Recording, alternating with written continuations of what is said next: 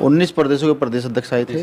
सभी ने आज उन्हें संकल्प भी लिया है, कैसे लड़ना है, किससे लड़ना है और क्यों लड़ना है। कि आज देश में धर्म पर आधारित चीज़ें हो गई हैं। अब बौद्ध स्थल जो है बुद्धिस्टों का है और वो 100% बुद्धिस्टों का हाथ में रहना चाहिए। हाँ, जो ब्राह्मण धर्म के लोग हैं सारे मंदिर मठ उनके अंडर का टैगिंग है। कॉन्फ्लिक्ट को कुछ नहीं है। ये जो नई लीडरशिप जो खड़ी हो रही है इसको कैडर देने में समय लगेगा। एक और आरोप अमूमन लगाया जाता है कि भीम आर्मी के लोग एग्रेसिव बहुत हैं, उनके अंदर एग्रेशन बहुत है और अनुशासन की कमी है।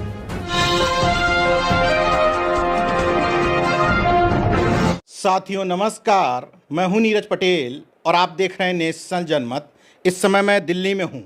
दिल्ली में आज भीम आर्मी की राष्ट्रीय कार्यकारिणी की बैठक हुई जिसमें तकरीबन 18 से 19 प्रदेशों के लोग इकट्ठे हुए थे। इन सब पर बात करने के लिए मेरे साथ विनय रतन जी हैं जो भीम आर्मी के राष्ट्रीय अध्यक्ष हैं। तो क्या था आज की बैठक का मकसद और क्या है आगामी रणनीति? देखिए, ये राष्ट्रीय कार्यकारिणी की बैठक थी और 19 से 20 प्रदेशों के लोग आए थे। 24 से 25 प्रदेशों में हमारा संगठन है। 3-4 प्रदेश के लोग इसलिए नहीं आ पाए क्योंकि वो दूरी काफ़ी बैठती है, जैसे केरल, तमिलनाडु। देखिए, उद्देश्य एक साफ था कि जो इक्वलिटी की लड़ाई है उसको कैसे लड़ा जाए, संगठन को और मजबूत जन जन तक कैसे पहुंचाया जाए। क्योंकि आज भी पूरे देश के अंदर ऐसी ऐसी घटनाएं घटती हैं कि जिनकी जानकारी नहीं पहुंच पाती, उनको न्याय नहीं मिल पाता। तो इसलिए ही सबको बुलाया गया था कि वो अपना कैडर जो है वो गाँव-गाँव तक लेकर के जाएँ। गांव-गांव में भीम आर्मी पाठशालाओं को खोला जाए जिससे कि लोगों की सामाजिक चेतना बढ़े, जिससे कि समाज में जो है ना शिक्षा के प्रति जागरूकता तैयार हो।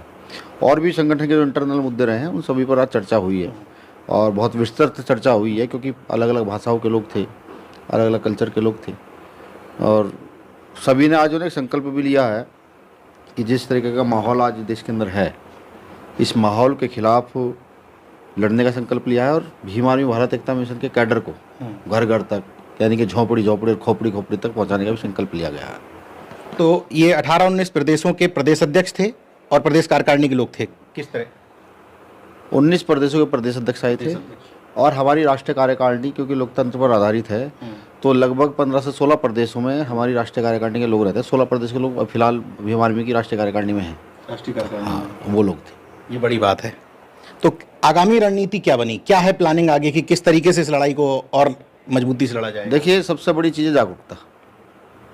फिलहाल किसी जातीय धर्म को नहीं बचाना, इस देश को बचाना है, व्यवस्था को बचाना है, डॉक्टर अम्बेडकर के संविधान को बचाना है और उसके लिए सिर्फ एक ही हथियार है, जागरूकता। और अम्बेडकरवादियों का पहले से ये इतना मजबूत हथियार रहा है कि जब जब जागरूकता की तो डॉक्टर काशीराम साहब ने कई बार सरकार बना दी। जागरूकता रही तो दलित पैंथर ने उठा करके इतिहास बदल देने का काम किया।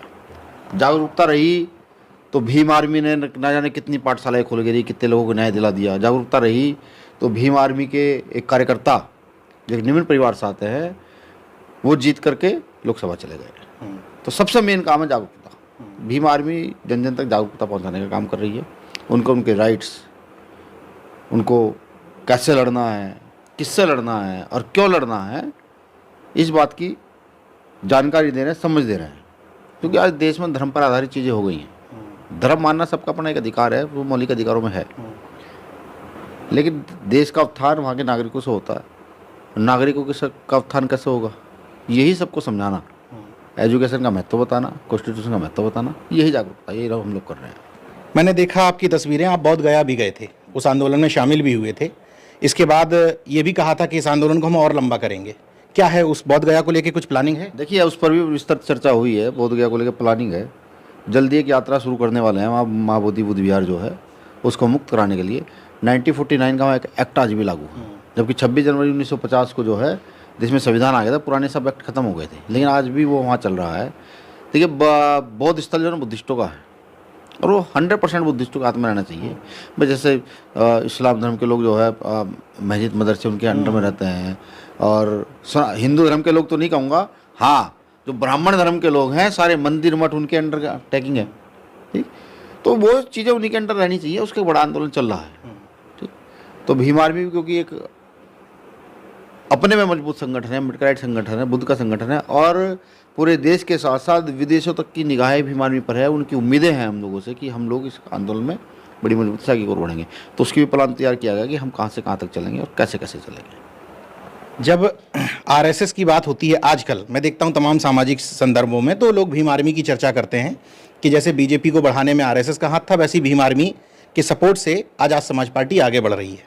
लेकिन एक दूसरी बात भी आती है कि कई जगह कोऑर्डिनेशन की कमी नज़र आती है, ये जिले स्तर पर। इसके लिए भी कुछ प्रयास हो रहे हैं या इस तरह की कुछ कंप्लेंट्स हैं क्या आपके पास? देखिए, पहले तो मैं भीम आर्मी और आरएसएस से बता दूं, आरएसएस इस देश का वो संगठन है जो माफ़ी वीरों के नाम से विख्यात है, जिन्होंने अंग्रेज़ों से माफ़ी मांगी। उससे पहले शायद उन्होंने मुगलों से माफ़ी मांगी होगी, आज वो कुछ भी कहें। और हम उस वंशावली के लोग हैं। अंग्रेज़ों ने उन्हें लड़ने का अधिकार दिया कि आप लड़े, उसके बावजूद भी वो यहाँ के उस मनवादी व्यवस्था के लोगों के पास जाते और कहते हैं कि उनकी तरफ से लड़ना नहीं चाहते, और सिर्फ लड़े किस लिए कि गले से हांडी पीछे झाड़ू हटा दी जाए। लेकिन जब बात देश की आई और अंग्रेज़ों ने कहा कि अब तुम्हें सुभाष चंद्र बोस के साथ लड़ना है, आज़ाद हिंद फौज के साथ लड़ना है, तो वो अंग्रेज़ों को छोड़कर अपने देश के लोगों के साथ खड़े हो गए थे। हम तो उस वंशावली के लोग हैं, ठीक। तो आरएसएस से हमारा क्या मुकाबला, वो कभी हो नहीं सकता। इस तौर पे करते हैं कि एक पार्टी का सपोर्ट कर रहे हैं और इधर एक पार्टी को बैकअप दे रहे हैं आप। बिल्कुल। देखिए, हमारा आंदोलन ये हज़ारों साल पुराना है, ये आज का नया आंदोलन नहीं है, ठीक। और राजनीतिक सत्ता जो है वो भी हमारी बहुत पुरानी विरासत रही है। सम्राट अशोक की विरासत, चंद्रगुप्त मौर्य की विरासत, बिंबिसार की विरासत, ये रही है। आपका दूसरा सवाल जो है संगठन है, देखिए संगठन धीरे धीरे बड़ी तेज़ी से बढ़ रहा है, पार्टी भी धीरे धीरे बड़ी तेज़ी से बढ़ रही है। बहुत सारी चीज़ें एक जगह इकट्ठा होती है, जैसे एक टोकरा होता है, उसके अंदर बर्तन होते खनकते हैं, ठीक। कॉन्फ्लिक्ट को कुछ नहीं है। ये जो नई लीडरशिप जो खड़ी हो रही है, इसको कैडर देने में समय लग रहा है। जो लोग कैडर लिए हुए कैडर लोग हैं वो चीज़ को समझ रहे हैं, और बड़ी तेज़ी से हम लोग लगातार 20 साल, 22 साल, 25 साल, 30 साल, 35 साल के युवा को तैयार कर रहे हैं।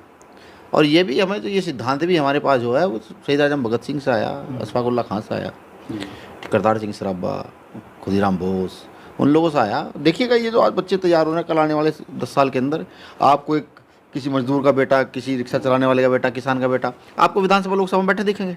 भीम आर्मी की ओर से देखिएगा आप, तो यही काम कर रहे हैं बड़ी मजबूती के साथ। हालांकि पॉलिटिकल सवाल है, लेकिन चूंकि राजनीति से कुछ भी अछूता नहीं है भाई, ये बात बिल्कुल फैक्ट है कि राजनीति से सब कुछ नहीं होता, लेकिन राजनीति से काफ़ी कुछ होता है। जिसका सत्ता उसी का धर्म भी मान लिया जाता है। भाई सम्राट अशोक थे तो बौद्ध धर्म था, और आज जिस तरह की सत्ताएं हैं तो वो उस तरह की उनका धर्म का अपना प्रचार प्रसार कर रहे हैं। तो 2027 को लेकर के भी भीम आर्मी की क्या कुछ प्लानिंग है? किस तरीके से पार्टी को मजबूती दे देंगे, पीछे से बैकअप देंगे, क्या प्लानिंग है? देखिए, गुरु रविदास जी का एक दोहा है कि चाहूँ ऐसा राज में मिले सबन को अन्न, छोट बड़े सब संग बस रैदास रहे प्रसन्न। वो अपने दोहे में इस बात को कह रहे हैं कि ऐसा राज स्थापित करो जहाँ गैर बराबरी ना हो, विषमताएं ना हो, जहाँ प्रेम हो, भाईचारा हो, भेदभाव कुछ ना हो, रोटी कपड़े मकान की कोई परेशानी ना हो, ठीक। मैंने जैसे बताया, हम जिस वंशावली के लोग हैं, हम बुद्ध की वंशावली के लोग हैं, हम अम्बेडकर की वंशावली के लोग हैं, रैदास, नानक, कबीर की वंशावली के लोग हैं, तो हमारा जो काम है, जो हमारे पुरखों ने कहा है कि इस प्रकार का राज स्थापित कर देना, और जब आप इस प्रकार का राज स्थापित कर दोगे तभी समाज में चिंतक बढ़ेंगे, तभी समाज में समन्वय बढ़ेगा, ये होगा। और अगर यही राजनीति है तो भीम आर्मी इस राजनीति को बड़ी मजबूती से करना चाहती है और कर रही है। आपने देखा होगा हमारे नेता जो भीम आर्मी से जीत कर गए हैं, वो संसद में जाकर ऐसा कोई दिन नहीं होता है वो गरीब, मजदूर, शोषित, वंचित की ऐसी कोई आवाज़ जो देश में गलत हो रहा है उसके खिलाफ ना उठाते हैं। यानी कि ये कैडराइज व्यक्ति चुन करके पहुंचा तो वो कैडर की बातें कर रहा है। बिल्कुल बिल्कुल। देखिए ना, वो ना कभी जात की बात करते हैं, ना धर्म की बात करते हैं, वो वहाँ मानवता की बात करते हैं। बुद्ध मानवता सिखाते हैं, रैदास, नानक, कबीर सब मानवता सिखाते हैं, डॉक्टर अम्बेडकर मानवता बता के गए हैं, ठीक है। तो ना हिंदू बनो ना मुसलमान हो, ना सबसे पहले बनना तो इंसान बन जाओ। तो मुझे लगता है कि वो कहीं ज़्यादा देश के लिए और मानवता के हित के लिए भी बेटर है। इस बात से एक बात समझ में आती है कि संगठन की भूमिका तो है, अगर कैडराइज व्यक्ति चुन करके जाता है विधानसभा या संसद में तो वो उसका अलग रूप दिखता है और जनता के काम में आता है। देखिए, संसद जो है ना, वो लोगों की समस्याओं के लिए बनी है, ना कि आनंद लेने के लिए। आज की राजनीति वंश पर आधारित और धन पर आधारित हो गई है, ठीक। और हम इस वंशानुगत राजनीति को और इस पर धन पर आधारित, पूंजी पर आधारित राजनीति को इसे जल्दी तोड़ देंगे, ठीक है। काम पर आधारित राजनीति, जो लोगों की समस्या सुनते हैं, लोगों के लिए काम करते हैं। भाई पार्लियामेंट है किस लिए?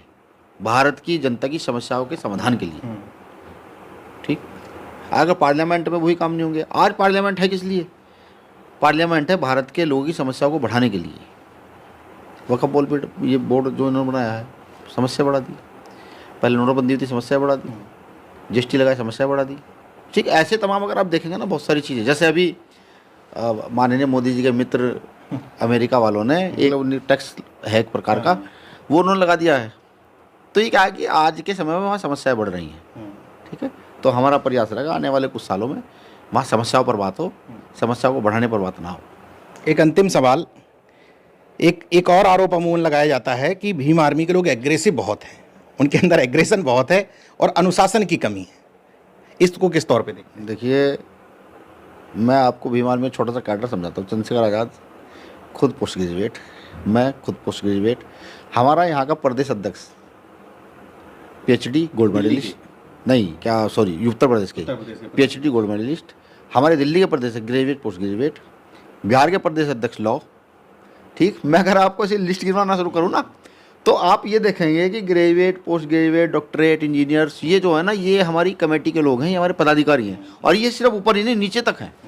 अब आप मुझे एक बात बताइए, जो लोग संविधान को लेकर चलते हो, संविधान की बात करते हो, जो IPC धाराएं जानते हो, क्या वो दंगा करेंगे? ये एक रूमर है, फैलाया जाता है कि जब, इसीलिए पूछा है। जब आप न्याय के लिए लड़ते हैं ना, आपके साथ कोई घटना घटित हुई, आपको कहीं न्याय नहीं मिला, आप यहाँ गए वहाँ गए, राजनीति ताकत लगी हुई है, आपको न्याय ना मिले, आप भीम आर्मी के पास जाते हैं। भीम आर्मी जब न्याय मांगने जाती है तो प्रशासन को भी और जो आका है, जो नेता हैं यहाँ पर, जो परिषद है, उनके पेट में दर्द होता है। तो उनके पास सिर्फ एक चारा बचता है कि वो भीम आर्मी पर लाठीचार्ज करें और कहें कि भीम आर्मी अग्रेसिव है, वरना पूरे देश में आज तक कोई आंदोलन ऐसा नहीं हुआ जहाँ भीम आर्मी खुद अग्रेसिव हुई हो, ठीक। बहुत हम अनुशासित लोग हैं, संवैधानिक लोग हैं, और वो इसी कारण से हमसे डरते हैं कि भाई ये पढ़े लिखे लोग हैं। तो विनय रतन जी को आपने सुना।